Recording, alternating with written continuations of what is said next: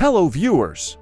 On today's news, former cabinet minister Eswaren is alleged to have received more than 380,000 Singapore dollars, $283,000 worth of gifts from Malaysian billionaire Ong Beng Seng, including tickets for West End shows and football matches, some of them in exchange for advancing Ong's business interests. Ong was the driving force in bringing the Singapore Grand Prix to the city-state in 2008 and owns the rights to the night race. Tickets to the Grand Prix were listed on the charge sheet as gifts that Eswaren allegedly received, appearing in court last month. Eswaren denied all 27 charges against him and later quit the government in a resignation letter to Singapore's Prime Minister Lee Hsien Loong. Eswaren said he would focus on clearing my name and return all salary and allowances he had received since the investigation into his alleged corruption began last July. While Lee has promised to uphold Singapore's reputation for honesty and incorruptibility, the case has rocked the tiny Southeast Asian nation, renowned for its political stability.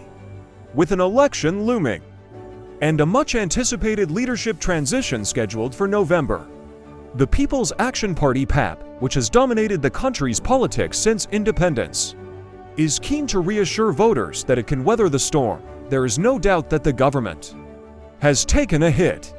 It has suffered reputational damage, to say the least.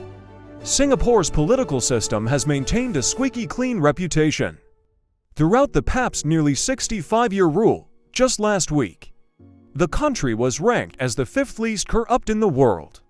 According to the Transparency International Corruption Perceptions Index, the city-states ministers are paid handsomely, with a starting salary set at just more than 45,000 Singapore dollars, $33,500 a month. At the last pay adjustment in 2012, the government argues such enormous paychecks, among the highest in the world, are necessary to stave off the risk of corruption. But according to Singapore-based political scientist Ian Chong, the country needs to find new ways to tackle this issue. Singapore is still taking the approach of punishment towards corruption, which, in some respects, is a bit like playing whack-a-mole. Because of the large amounts of money now going around, it isn't, in my opinion, getting to the root of the issue with more public declaration of assets and income by political appointees, said Chong, noting that declarations need only be made to the state. The case against Eswaren first came to light following his arrest last July. He was suspended while under investigation by the Corrupt Practices Investigation Bureau, and his monthly pay was reduced to 8,500 Singapore dollars, $6,300. It was just one of a number of scandals that hit the PAP last year, in a surprisingly dramatic 12 months of Singapore politics.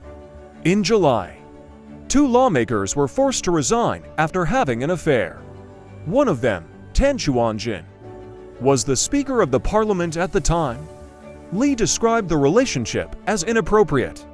That saga came just months after 2 senior government ministers were publicly scrutinized for their rental of state-owned colonial-era bungalows.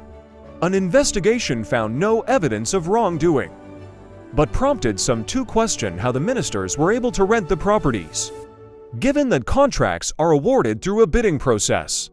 The scandals are in stark contrast to the image that the PAP has tried to project throughout its years of governance, with stable and trustworthy leadership portrayed as a hallmark of the ruling party. Thanks for watching, and please subscribe to our YouTube channel.